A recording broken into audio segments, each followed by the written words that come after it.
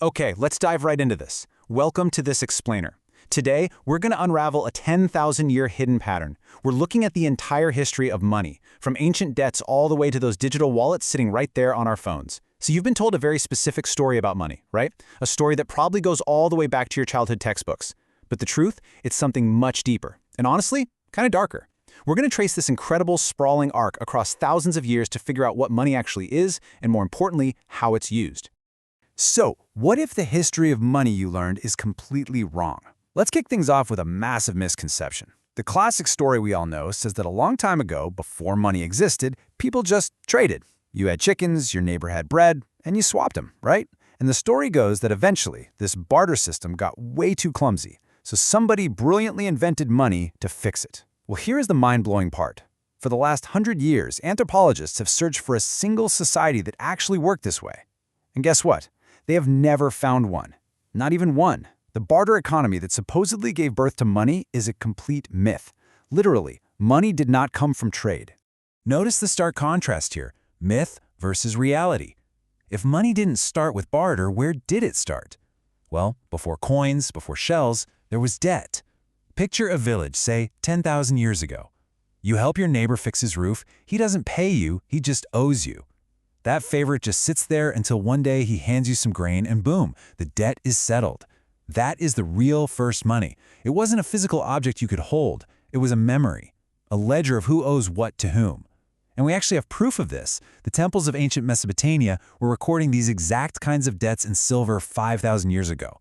That's long before the very first coin was ever struck. Money was literally invented just to keep score. And here's the thing. The exact moment you can keep score, you can rig the game. So the absolute crucial point of this whole explainer is this unbreakable 5-step cycle. Every single form of money humans have ever invented has followed this exact same arc. Check this out. Step 1, it gets created. Step 2, people come to trust it. Step 3, power captures it. Step 4, it quietly drains its value. And Step 5, it collapses. Shells, coins, paper, gold, and yes, the money you work for every single day. It's the exact same story playing out over and over for 10 millennia. Let's look at these early physical money stand-ins to see how this builds historically. As villages grew into massive cities, that mental web of memory just got way too big to hold in anyone's head, right? People desperately needed a physical stand-in. And they tried almost everything. We're talking cattle, salt, those giant stone discs on the island of Yap that were literally too heavy to ever move, and cowrie shells, which became one of the most widely used currencies across Africa and Asia. Now, each of these worked for exactly one reason. Everyone agreed they were scarce. But scarcity? Scarcity is fragile. The very moment outsiders flooded a region with cheap shells from somewhere else, the local money collapsed overnight. The objects kept changing, but the weakness never did. Rigging the game, the fusion of money and power. So the real fix for these fragile physical stand-ins finally arrived around 600 BC in Lydia, which is in modern-day Western Turkey. The Lydian kings took this natural blend of gold and silver called electrum, fixed its weight and purity, and stamped it with a royal seal. That stamp was a game changer. It meant you didn't have to weigh it. You just trusted the face on the coin. Money and political power had officially fused into the same object. And this brilliantly illustrates the temptation that followed, specifically in Rome. The Roman emperors discovered a trick that honestly felt like magic. They would collect pure silver denarius coins through taxes, melt them down, mix in cheap copper, re-stamp them at the exact same face value, and just spend them. They literally created money out of thin air. And it gets crazier. Each emperor did this trick just a little bit more than the last guy. By the year 270, the Roman denarius, which was once nearly pure silver, contained barely 5% silver.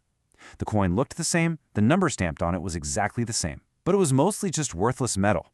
The Romans weren't stupid, though. They watched prices climb, they hid their good coins, and they only spent the bad ones. The empire was inflating its way right into a massive crisis. In fact, the money actually collapsed long before the empire ever did. All right, the paper illusion and the invisible network. Because while Rome was busy shaving down its coins, the other side of the world was making a leap nobody had ever dared before.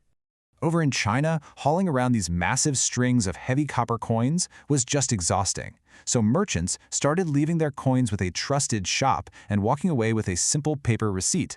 By the 11th century, the Song dynasty issues the world's first official paper money. Fast forward a bit, the Mongols conquer China, and Kublai Khan backs this paper by absolutely nothing but his own royal command.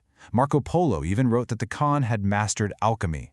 But paper has a fatal flaw. Way worse than a Roman coin. You don't even have to melt it down. You just print it. And print they did. The emperors printed and printed and printed. The money lost so much value that the Ming dynasty eventually suffered massive hyperinflation, gave up on paper entirely, and crawled right back to metal. Now, for most of history, money kind of just sat still. But Renaissance Italy completely changed that. Check out this incredibly clever loophole created by the Medici Bank in 1397. Back then, the church had banned charging interest on loans, calling it the sin of usury. So what did the Medici do? They dressed interest up as a currency exchange. A merchant deposited funds in Florence and collected them months later in London, in a different currency. The bank's profit, the interest, was secretly hidden right inside the exchange rate. The sin was neatly removed. With this one move, money stopped being a pile of metal you could count. It became a network, invisible, fast, abstract. And remember, the harder money is to see, the easier it becomes to quietly drain. Breaking the gold chain. This leads us directly to the modern era and our attempts to contain this beast. For centuries, the world desperately tried to anchor paper money to something a king couldn't fake, gold. But let's be real. That anchor was only ever attached when it was convenient. When war comes knocking, governments need to spend way more than their gold allows. We saw the catastrophic results of this in 1923 Germany, where the state printed money around the clock to pay war debts, and it got so bad people were literally burning worthless banknotes for heat because it was cheaper than buying firewood. Fast forward to 1944 at Bretton Woods. A new system tied the world's currencies to the US dollar and the dollar to gold. It worked pretty well for about 25 years. But by the late 1960s, America was spending heavily on the Vietnam War and domestic programs, rapidly draining its gold vaults. And then, on August 15, 1971, President Nixon went on television and permanently severed that final physical link between money and gold. In that single announcement, the money of the entire planet was suddenly backed by absolutely nothing you could hold. We'd arrived at pure fiat money. Now, fiat is actually Latin for let it be done. Fiat money has value exclusively because the government says it does. That note in your wallet, it's not a claim on gold or a claim on anything at all, really. It relies entirely on a shared pretense. And without that chain to gold, a government can create a limitless supply with a single keystroke. No melting, no mixing, just a button press. And here is exactly why this directly impacts your wallet today. Since Nixon cut it loose in 1971, the US dollar has lost more than 80% of its purchasing power. The number on the bill never changes. It just buys you less and less every single year. You see what's happening here? This is the exact same debasement trick used by the Roman and Chinese emperors. We just stopped calling it watering down the money and started politely calling it monetary policy. The 2008 breaking point and the future of money. For decades, this fiat system kind of held together, until of course it faced its greatest test. Back in 2008, massive bets on risky home loans brought down absolute giants like Lehman Brothers. And the response from central banks? Well, it revealed the raw, unfiltered reality of fiat money. They created trillions of new dollars from nothing to rescue the very banks that caused the crisis in the first place. Meanwhile, the public absorbed the cost through the slow, steady erosion of their savings. As everyday people lost their homes, they watched these massive institutions get bailed out with money conjured right on a screen. And out of those ashes emerged this incredibly dangerous, yet absolutely vital question. Why on earth do we trust these institutions with our money at all? While that whole crisis was unfolding in late 2008, someone under the name Satoshi Nakamoto published a document describing Bitcoin. In a really strange way, Bitcoin was actually a return to the very first idea we discussed, money as a shared public ledger of who owes what to whom. But instead of answering to a king or an emperor, it relies on thousands of computers keeping a public record. And crucially, it has a hard cap of 21 million. Nobody can print more. There's no magical keystroke.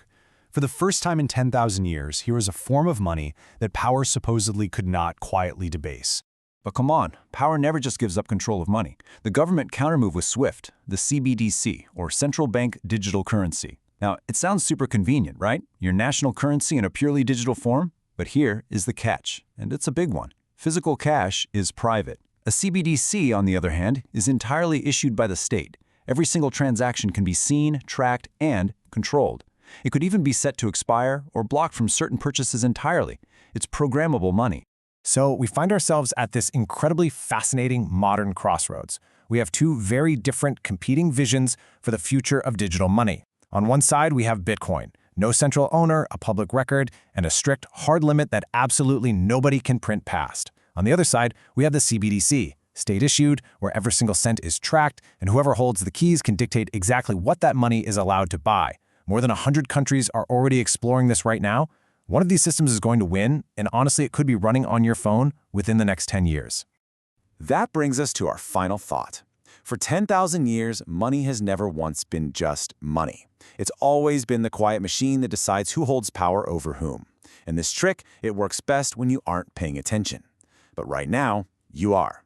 So as the next form of money is being decided in rooms you will probably never sit in, ask yourself the one question humans have faced in every age before this. When the next kind of money arrives, who will be holding the controls? And will it be you? Thanks for exploring this with me today. Keep asking questions.